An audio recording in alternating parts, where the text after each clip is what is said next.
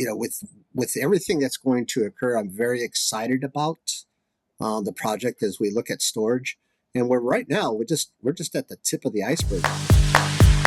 Hello, and welcome to Behind the Screens, IT at ND, the podcast that takes you behind the scenes of the IT solutions consultants at the University of Notre Dame. Here, we explore the challenges they face, the innovative solutions they provide, and the tips and tricks that can help you make the most out of your technology. I'm Deanna, IT support technician with the Service Desk. And I'm Scooter, Director of Information Technology for the College of Arts and Letters. We're thrilled to have you with us today.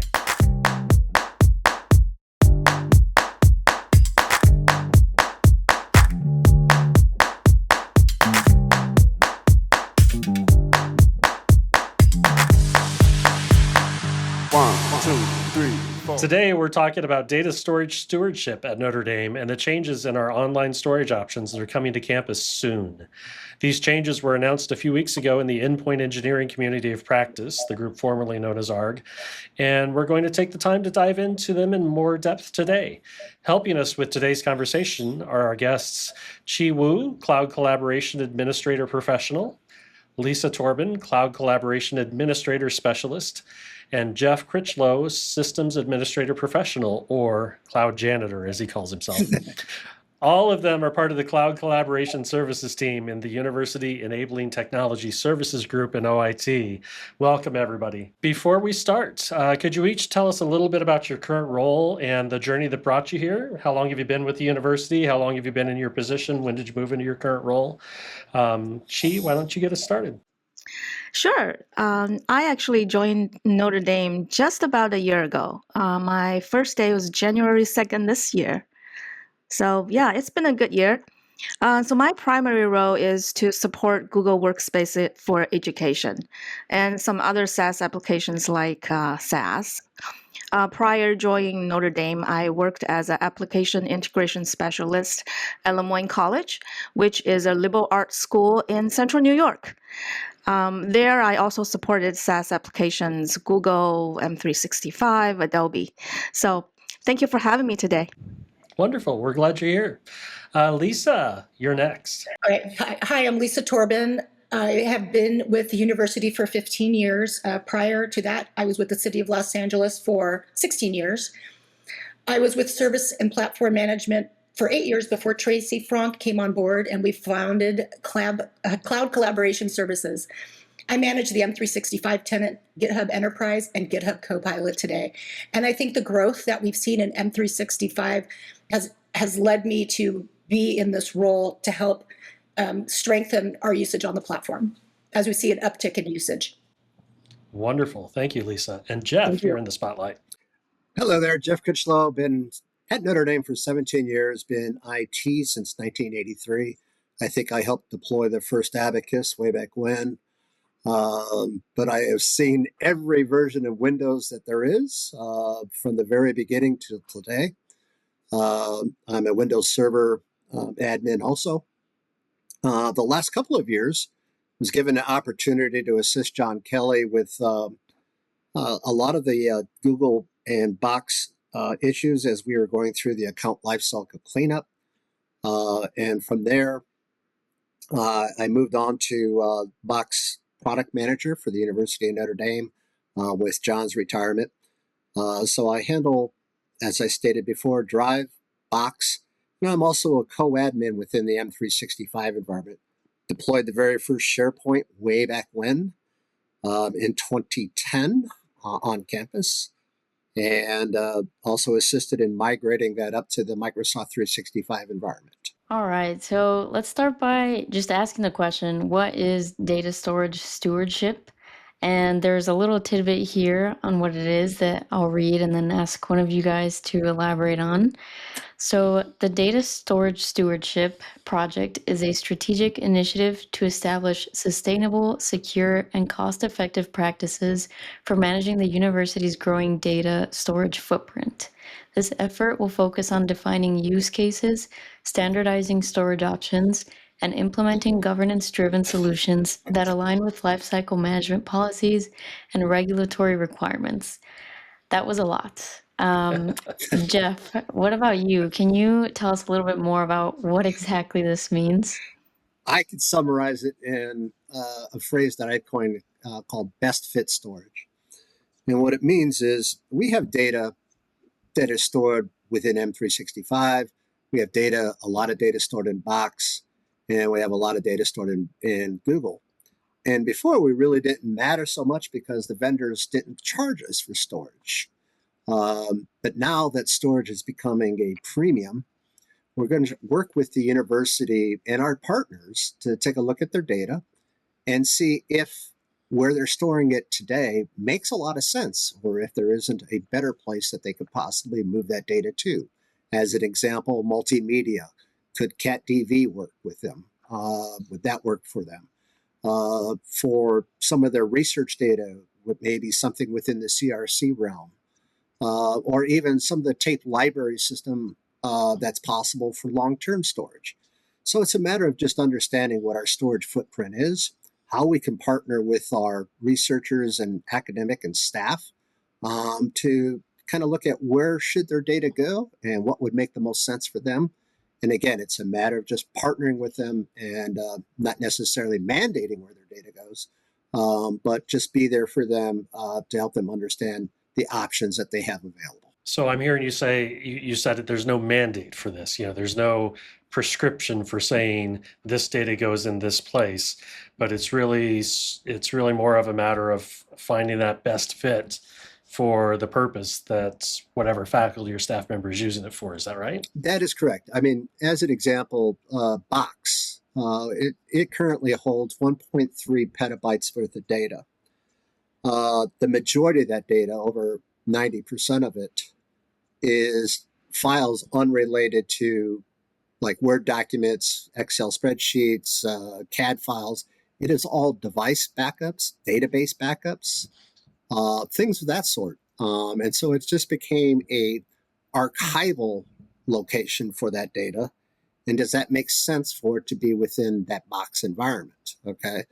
So, that's one of the glaring points. And as we start digging into some of our storage and some of the things that are going to be changing about allocations within each of the storage, everybody wants to know, okay, if I can't store it here, or if I'm reaching a limit on the amount of storage that I might have available to me based on my allocations, where's a better place for me to place it?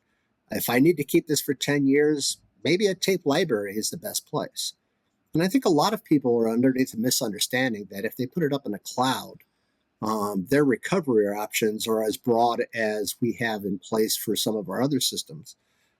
Basically, if you delete a file in our cloud environment, you have about 30 days to be able to recover it.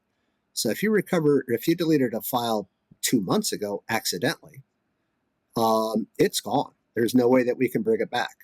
And that could happen accidentally via the Drive for desktop tools, or the Box Sync tools, or the OneDrive tools for synchronization, where somebody inadvertently drags a shortcut to their trash because they no longer need it on their desktop. Well, that could trigger you deleted this file, and so it deletes it out of your Box or Google Drive account. So a lot of it is by accident. But then, unfortunately, once that file is deleted and beyond recoverable, there is no way we can bring it back. So if it needs to be something long-term, or that you need to keep it, maybe you need to look at a better storage location that has a little bit different recovery options available to you. 30 days for recovering it. I mean, that's not just for me as a user recovering it. That's even this team as administrators don't have access to the file after that 30-day deletion. Right. And I don't want to get into the finites. I mean, as Google admins, we have a few more days after that. Same thing with Box. I'm not sure about OneDrive. I'm not sure what. But it's not like you have some secret stash of 6 months worth of files. That is correct. Maybe you get 48 hours more than we do. We do not have any external backup systems like Veeam or anything of that sort backing up our Google data, backing up our Box data, or backing up our M365 data. So Lisa, could you tell us a little bit about, we know something about these costs. We know that as Jeff mentioned, one of the drivers of this is that we are now getting charged for storage by our vendors, by Google, by Microsoft, et cetera. But are we driving this only by financial costs, or are there other factors that are a part of this as well? So for the Microsoft ecosystem, we've always paid for storage because we have a large Microsoft spend for servers and things like that. But here at Notre Dame, we're a Google first institution. Google Workspace is our primary platform for email, shared drives, and daily collaboration. But at the same time, and this is some of the myths that people don't know because they don't use it, we partner with a lot of organizations that are Microsoft centric, from peer institutions to research consortia, government agencies, health partners, external corporate collaborators. Many of them live entirely in M365 and Teams, or they're actually mandated to use Teams. We see that across the board. So to fully participate in grants and cross-institutional projects and joint research, Notre Dame needs to operate comfortably in both ecosystems. While Google remains our home base, M365 is essential for working with the people who rely on it. So it feels like there's two different business needs. And we've seen an uptick in the last 5 or 6 years. So I wouldn't say the driver is cost. It's just like Jeff said, what's the best fit? And with M365 really evolving leaps and bounds over the last years, we can do a lot of data governance as well here and provide shared drives for those people who want to be Microsoft centric. I think that's really fabulous. It's interesting because on one level, I've always been an advocate for platform of choice when it comes to, do you want a Mac or do you want a PC? And I think I'm hearing that philosophy in the way that you're describing M365 versus Google versus some other options, that it's not, this one option will fit everybody on campus and we need to shoehorn you in. But we're hearing this one works better in these environments and this works better in those environments. And you just, again, it's back to the best fit, right? It's back to finding the right fit. Yeah, right we're tool to do.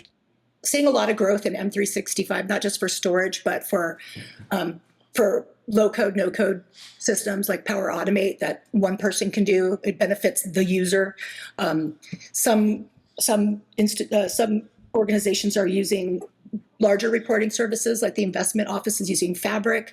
So there is a lot of business need, especially since they serve the financial community. Excel is really important to them.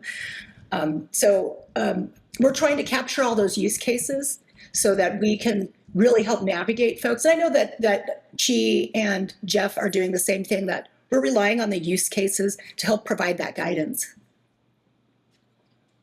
Excellent. Well, let's dive into each of these platforms just a little bit to talk about what the platform is sort of best for. And I know, Lisa, you just started a little bit of that with us, but I want to start really with Google Drive and Google Shared Drives. Chi, can you tell us a little bit about why somebody might prefer to store things in Google Drive as opposed to our other options? Sure. Google Workspace for Education is essentially a collection of collaboration tools. So I would like to put into 3 categories in terms of storage. One is the storage space that is associated with every account. That is my drive, that is email. These are for personal use, for individual storage. Files and folders are owned, organized, and managed by end users. Now, I wanted to add, we now have a Google account lifecycle management is fully automated. A big shout to the wonderful wizards at Identity and Access Management. That happened in October, which means now when a user depart after a year, their accounts is deleted along with the data. So if any data that should be departmental, shared, projects, teamwork, my drive is not an ideal place. So that brings us to the shared drive. Google Shared Drive is for collaboration, for departmental and projects. The data is owned by the university, and the members who have access has a common and unified file and folder structure. And when you leave, the data stays. Everybody can create a shared drive. Data can be shared externally And then there's also a different type of shared drive that we call HSI shared drive. It is still a shared drive, but it's managed differently. HSI is highly sensitive information. So your credit card numbers, your social security numbers, your financial information, we highly, highly recommend those goes into a HSI shared drive. The HSI shared drive has to go through a request form being reviewed by InfoSec, and access is governed by an access group. Cannot be shared externally. We ask at least 2 managers for the group to ensure security, privacy, and business continuity. So essentially in Google Workspace for education, these are the 3 options that our user have right now. And Lisa, you already mentioned a little bit about Microsoft 365 and kind of some of the use cases and what it could be good for.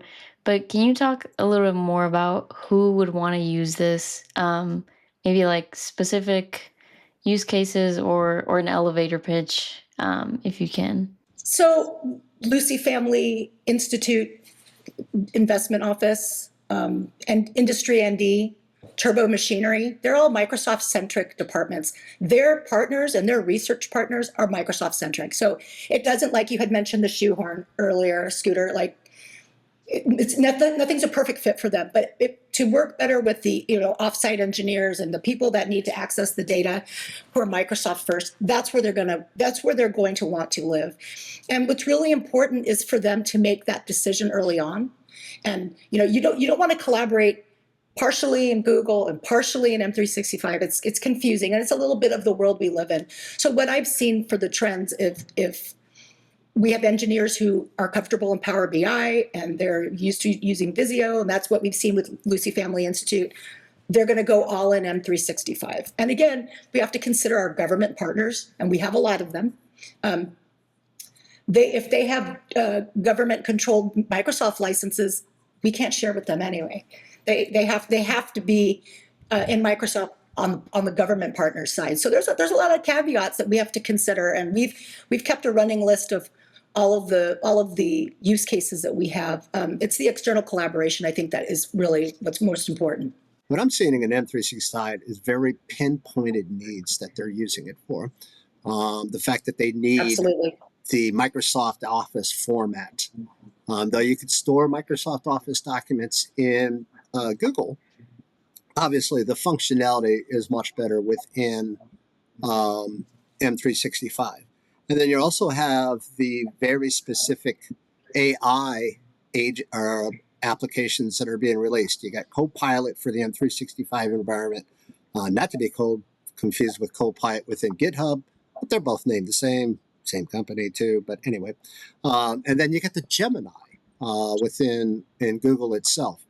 And so each of them have their very specific needs and goals. I don't think there's one that is better than the other. We have a couple of deliverables with this data storage stewardship project. So one of it is a data classification. We hope to publish the data classification and also make it available, the recommended solution matrix. So before it's like you see available space, you put your data there. Now we hope to give a clear guidance of what should be put, make the recommendations. For example, Google Drive is a collaborative space. We always believe Google Drive is more suitable for active and more frequently accessed data.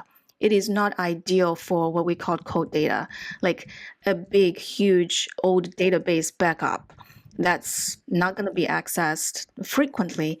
Maybe Google Drive is not an ideal place for that. So one of the deliverable is to provide this matrix and give people different choices of what is the fit storage for that data classification. Excellent point.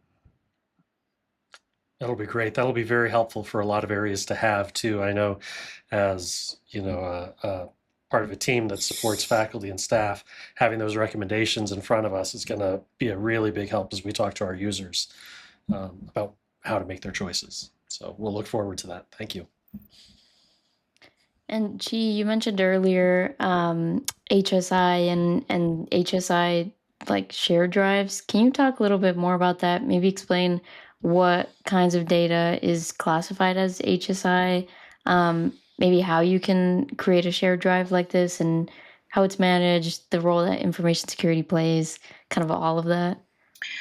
Sure. Well, HSI is highly sensitive information. And what you defined as sensitive, I guess, there are guidelines like what is personal identifiable information. That's very clear, like your social security number, your driver's license number. And also there are other information like it's financial information that shouldn't be public, and you shouldn't just dump it into your My Drive. I think different department or office will have to define what is. There are other guidelines, but you also can define what is important, like student record, student grades. Those are definitely sensitive information. And we have ServiceNow has a request form. It's a workflow.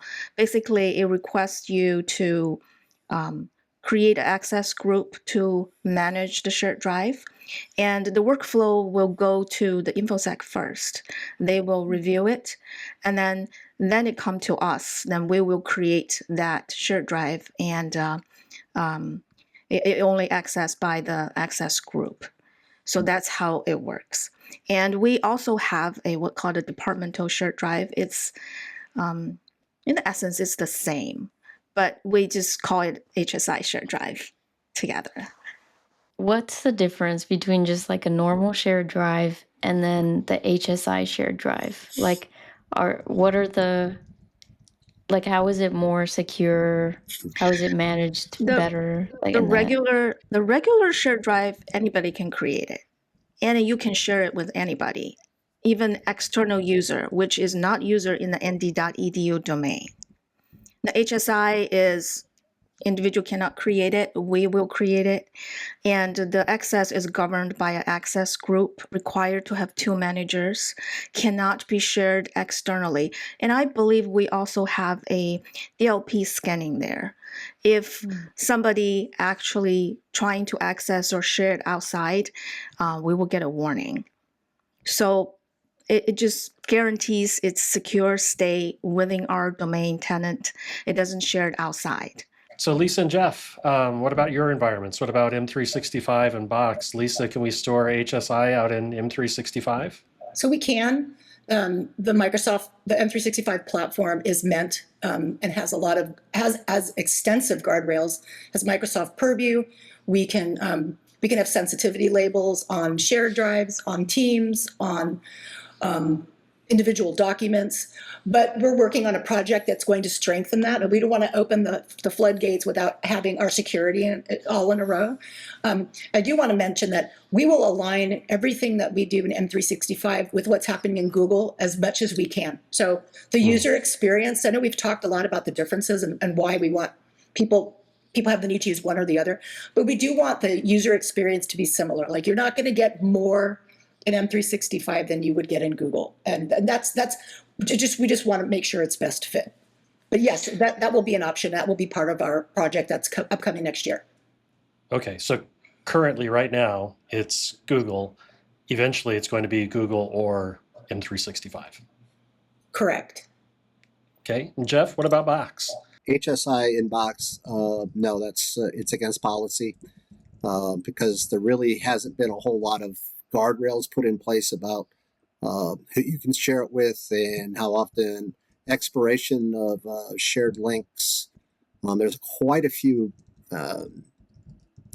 questions that InfoSec, as they start looking at this, about our exposure risk, and so that's the other thing that we need to think about. A lot of data that's been sitting out there for many years. We have cleaned up Inbox in our account lifecycle. Before, we never deleted any accounts. Now we're deleting everything that we can for a lot of reasons. One of them is also security. And we went from 32,000 users within Box down to 14,000 based on criteria.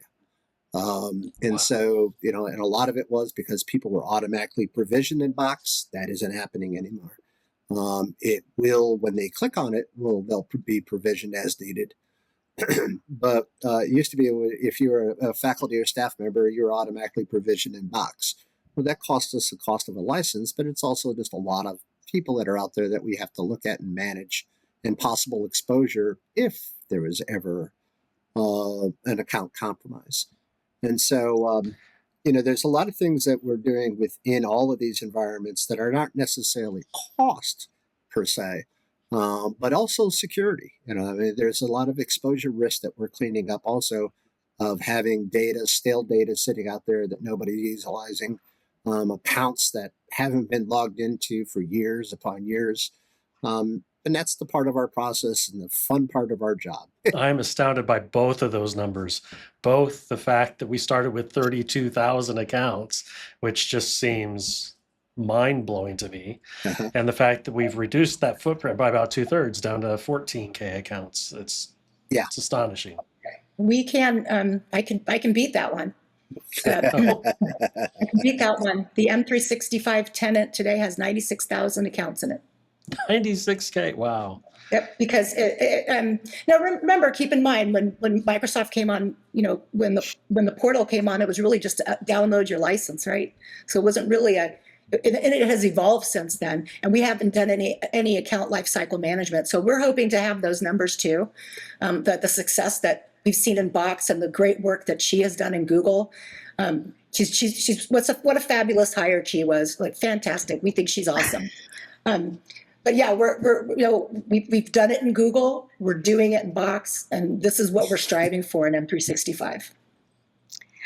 Yeah, I want to add to that is I always believe unattended data is not secure data. Exactly. So they have a lot of accounts that just sitting there. We are in a very good shape now because the automation of life cycle. But I want to talk a different story is like in a shared drive. We have an internal, very loosely used term called orphaned shared drive.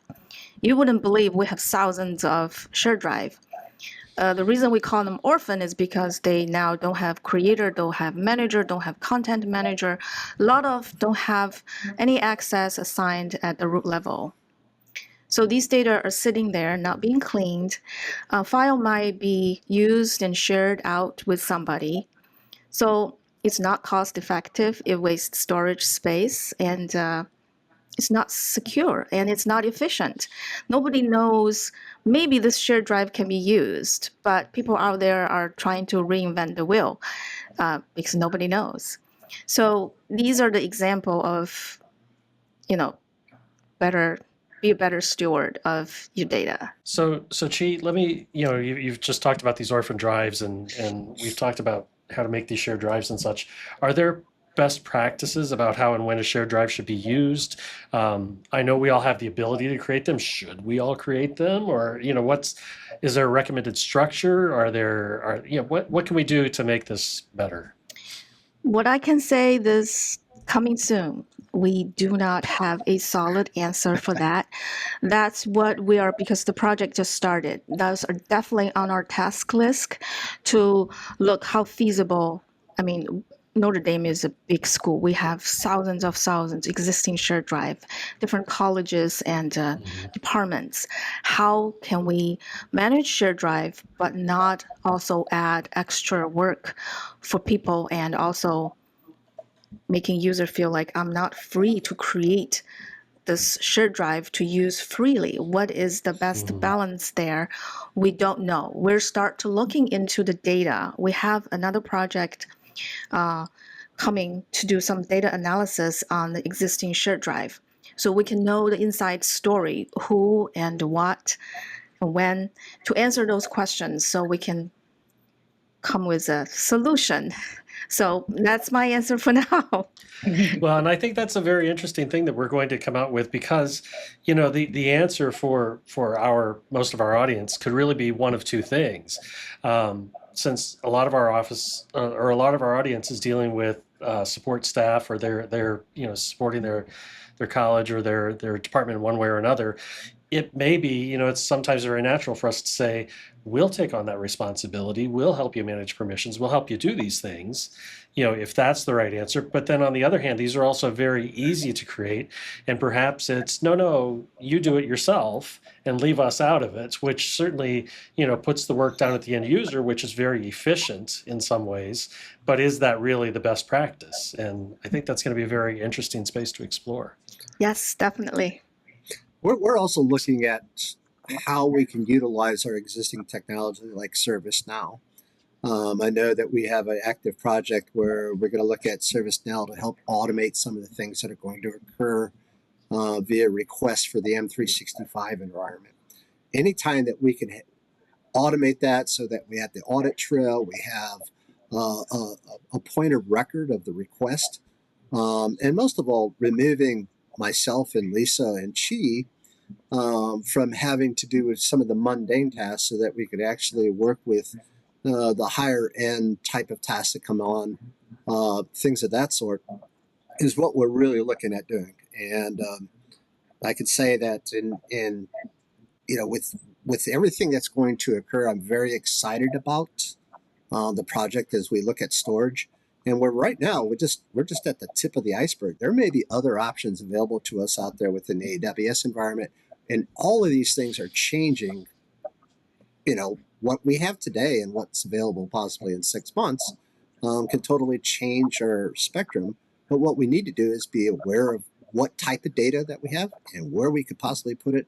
And if that new technology that may become available to us would be the great fit for that. So what are some of the things that we can expect on July 1st of 2026? By July 1st, you're going to probably see a change in your storage option down to 2. Okay, we currently have 3 storage platforms: Box, Google, and Microsoft 365. The decision has been made that we are going to retire the Box environment. And by July, there'll be changes, but by July 1st, 2027, Box will no longer be available for use within the campus. And there'll be some published steps that are going to be occurring as time goes on here about how we're going to help or minimize the impact within the Box environment. Kind of deprecating services here and there so that it doesn't grow any larger than it is today.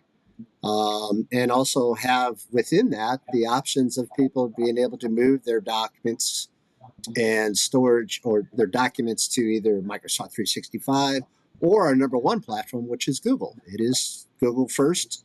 We still say that within there, but we also understand that Google may not be the best for everything, like strictly Microsoft documents and thereabouts. Since both platforms, Microsoft 365 years ago was not available to be shared externally, we are now able to share it externally. We want to be able to automate that and make it almost transparent. We're working on that right now, but we still can do it. And then you have the ability to share within the Google environment. It just doesn't make financial at this point in time, having both of those environment, the amount of resources, it's not necessarily what we're paying for resources to or the actual cost of it, but also the resources that it takes to maintain that environment. And like I said, we still have 14,000 users out there. And so that's a lot of people who are utilizing Box. And so move them over to the platforms that are available today that will fit those needs. And just to quickly summarize that, so Box's retirement is about 18 months out, right? That is correct. July 2027. July 1st, 2027. So nobody panic today. That's correct. Yes, But we no can start panic. no panicking. Yeah, but we can start thinking about transitioning away from Box over the next 18 months. So that Box retirement is certainly a big change. Yeah. But there's also going to be a pretty significant change as well with Google Drive. Chi, what is changing with our storage limit for Google Drive? So yes, with Google Drive, My Drive, and Shared Drive, we do have allocation caps. That is actually the university's response to Google's ending free unlimited storage, I think it's in place in 2023. Every new account will have 100 gigabytes to start. Every new shared drive is 250 gigabytes. You can send in a request form to increase that. The new change that will happen also in July next year, 2026, is OIT will have a chargeback model, which is you will be invoiced for any allocation that is greater than 5 terabytes. Okay, now 5T, right? I mean, 5T, not yes. 5G, not 5 gigs, but 5T. Before anybody panics and says, I'm going to pay money, it's a lot of space, right? Yeah, and it's across the platforms. I think we are going to have Google, M365, and Box too, Jeff, till its retirement. That is correct. And so, like, the number of people that we're talking about or the number of drives, I mean, again, for everybody listening, is this all of us that are going to have to almost panic? Or what do those numbers look like for the number of drives that we have out there that are already over 5T?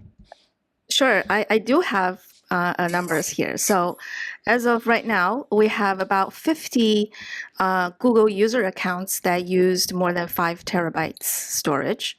For Google Shared Drive, we have about 25. Now, the next tier that used from 3 terabytes to 5 terabytes, in the My Drive side, we have less 20. Also in Shared Drive, we also have less than 20. So that's not a big number. So altogether, you're talking about like...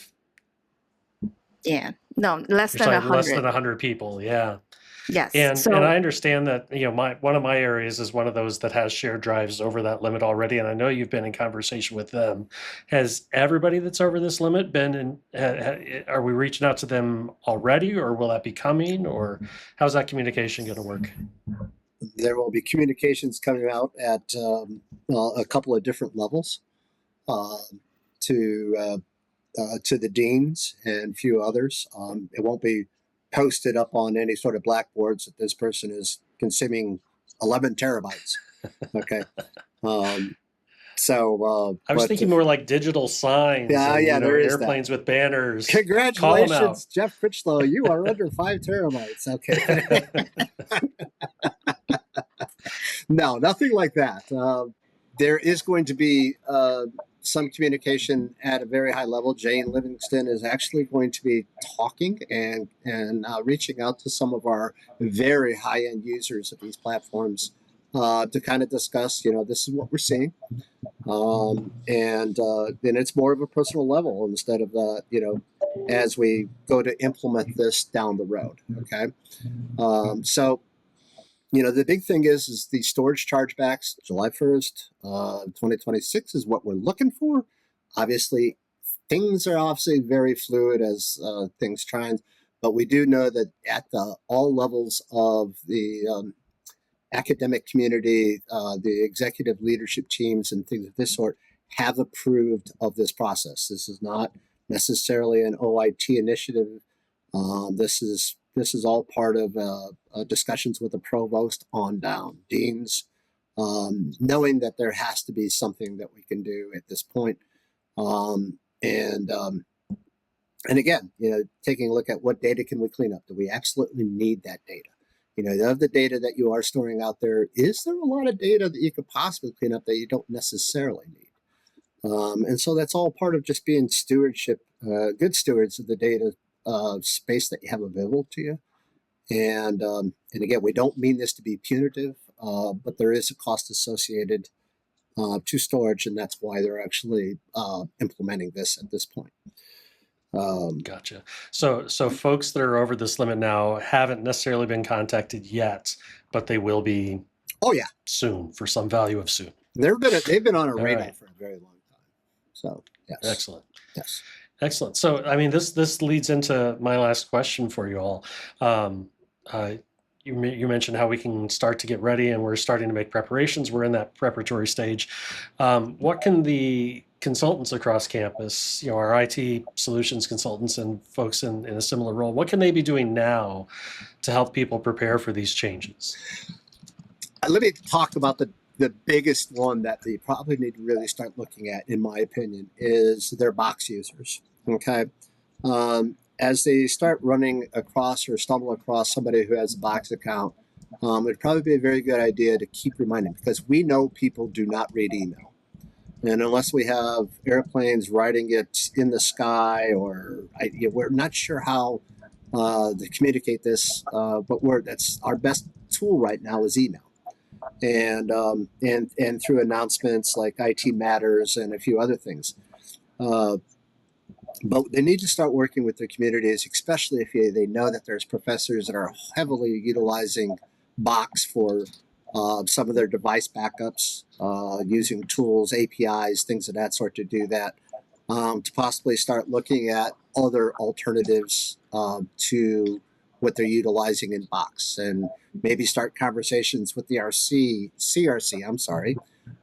to what is a possible alternative, and start looking at what that budget cost might be in the long run.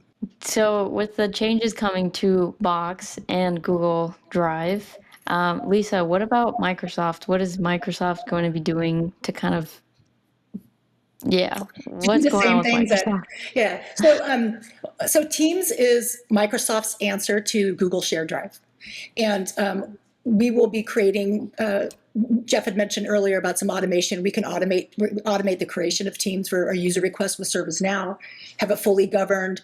It helps us with that storage need and cross collaboration, but it also helps us manage, like she said earlier about orphaned shared drives. We can actually put data lifecycle on Teams.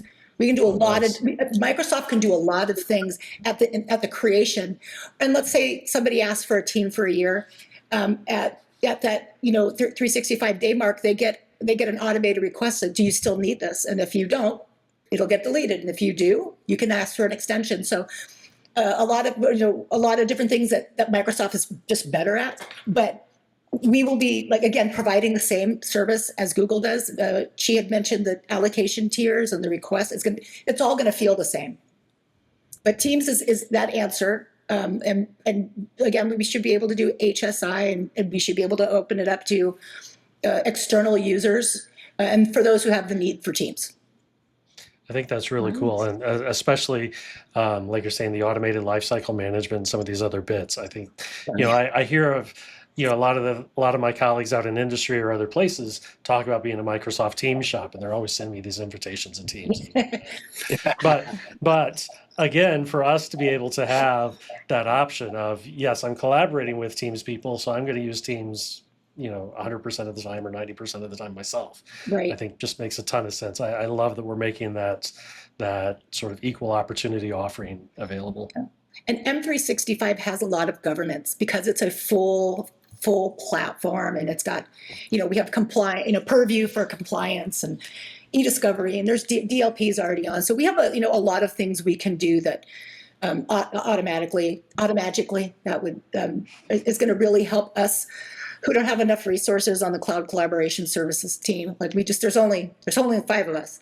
There's only so much we can do. So literally leveraging that automation is going to be really helpful for us to manage the ecosystem.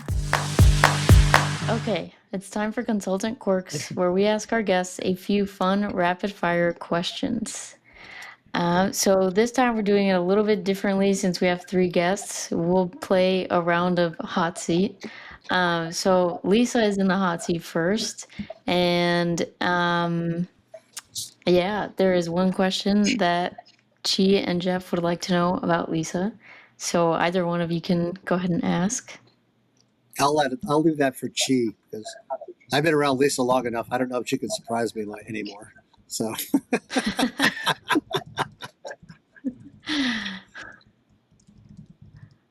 So Chi, go ahead and ask Lisa a question. Sure. So Lisa, what's your tech pet peeve? My number one tech pet peeve is people not reading documentation before they try to fix something. RTFS.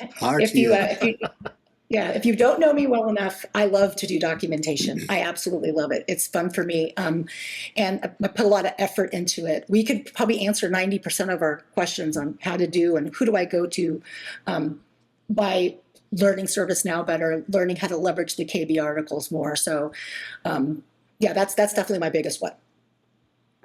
Yeah. Okay. And yeah, go ahead, Jeff. So Lisa, you've been here, you've been through multiple different areas and everything. Is there anywhere else within the IT organization you would love to work in? Love to do what? I couldn't hear you. Love to work in? Any place else within the IT organization you would like to work? I wish we had I wish that we had a department of operational efficiency, like continuous improvement for the OIT itself. We do so much work for other departments. We make sure that their processes are well documented and managed and it works for their business needs. If I had a wish list, that's what I would like to do, tune up our processes so we can be more efficient for ourselves because we are now becoming the customer as well. Yeah. And Jeff, do you have a question for Chi? See, now that you've worked for me for what probably seems like or worked with me for what seems like in the last 11 years, and it's only been a few months. What is it? What quirks about me do I have that drives you crazy? Oh, I love it. This is not a question on the list. I'm sorry. No, Jeff. Jeff has gone off the map. I'm Yes, sorry. off the script. Yes. Is I'm it sorry about like that. you or not like you? Well, I had to close some things down. I was looking at my resources. No, and for some- I'm telling you guys, I like my team. This team is different than the team I before. That's why I jumped ship. And everyone was so nice. Jeff is so nice. And I just ask them anything, anytime. And often I ask repeatedly because I don't remember. I just forgot that I asked like 2 weeks ago, I asked the exact same question and they will still hold my hand. I'm always considered, I am the youngest and the newest on the team. Yeah. So they baby me a little bit. We are so happy to have you, Chi. You've brought a wealth of expertise to the table. Really, Yes. A lot of things that you've done in a short amount of time. So we're so happy to have you. Oh my goodness. Thank yes. you. Oh Lord. All right. So Jeff, Yes. what song best describes your work style? Ooh. Funky Comedina. Oh boy. Boy. That is tough. Kryptonite. It has. Sometimes you're Kryptonite. walking into from 3 doors down. You're walking around. You see the world kind of go crazy, and you just need to kind of step back and I have my team to kind of bring me back on board that things are not as bad as it used to be and things of that sort. So, I tend to fight a lot of fires, both on campus and off campus. So, it's that one or burning down the house. I don't know. It's such a, I like burning down the house. Yeah, burning down the house. So to plug okay. Jeff there, just in case you didn't know, Jeff also works for Clay Fire, so he's actually putting out fires. Oh, wow. Literally as well as Cool. metaphorically. Excellent. Chi, I have one last question for you since Jeff went off script and this sounds I'm really so sorry. interesting. I closed the documents down because I was worried on the That's resources. okay. That's okay. No, you're good.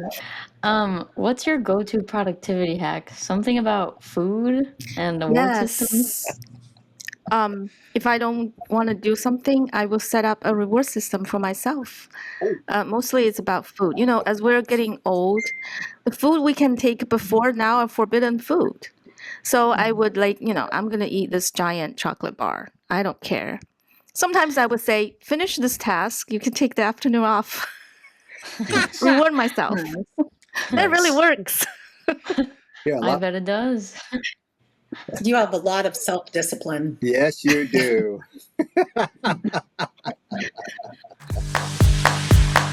All right, everybody, it is time for the Did You Know Trivia Challenge. Are you guys ready for more fun trivia questions? Sure. Yes. Just to recap here, this is an opportunity for me to quiz both the host and the guest about a question and topic that they were not privy to prior to the recording. And we will find out who is tech savvy or who might need a little bit more screen time. Just to recap here as far as the scoring goes, because we do keep score here. And it's The important. guests are in the lead, so there's 3 opportunities for the guests to get points today, but the guests are in the lead with 9 points, followed closely behind with Scooter with 8 points. Deanna is sitting with 6 points, and I am sitting at 2 points. Reminder, the only time I get points is if nobody gets the question correctly. So here is today's question. Based on the topics that we're talking about, we're going to focus on a Google shared drive question. So maybe you all should get this. But in a Google shared drive, a user with the content manager role possesses permissions related to file organization that a user with the contributor role does not. Which of the following actions is the content manager uniquely able to perform that the contributor is not? Is it A, co-edit an existing document? Is it B, permanently delete files from the trash? Is it C, move an existing file from one folder to another within the shared drive? Or is it D, create a new folder? I'm going with B. Lisa's going with B. I'm going with C. So if I don't answer this right, I will be fired. I didn't put that juju out there. And if you don't answer this right, I am going to cut and paste this out of our team's environment and put it in our team meeting. Just a heads up. Anyway, I'm going to go with C. I was also going to guess C. Yeah, Okay. yeah, C. Me So too. Scooter C, Jeff Ski, Deanna? C. Going with C as well. Okay. So there's an opportunity, seeing how you guys didn't all choose A, B, C, or D, that I could get some points here. But Not the happening. correct answer is C. Move an existing file from one folder to another within the shared drive. So good job. Yay. Nice. I don't feel bad because Congratulations, G. I am so nervous. That's not I fair don't for feel Lisa. so bad because I don't do shared drives. No, I mean, you I don't work in the Google side, so I don't feel so bad for not knowing. And some of these were trick question B, for example, Lisa, permanently delete files within the trash. Only the actual Owner. manager or owner of the shared drive can do that part of it, not just the content manager. So there was a little bit of nuance or trick questions in there. Thank you all so much. It's been a pleasure chatting with all of you. Thank It you. was We're looking great. forward Thank you to- all. Looking forward to Yep. working with everybody on their storage. Bye. That sounds like so much fun. Oh, Yeah, keeps it will me up. be. It'll be good. It'll be a blast. All right, guys. Thank you so much for this. Thank for you. having me. Thank you. If you've got someone you'd like us to interview, just email those ideas to btspodcast@nd.edu. If there's anything else new, exciting, frustrating, or inspiring happening in your IT consultancy world, please share that with us too. We'd love to hear your insights and ideas.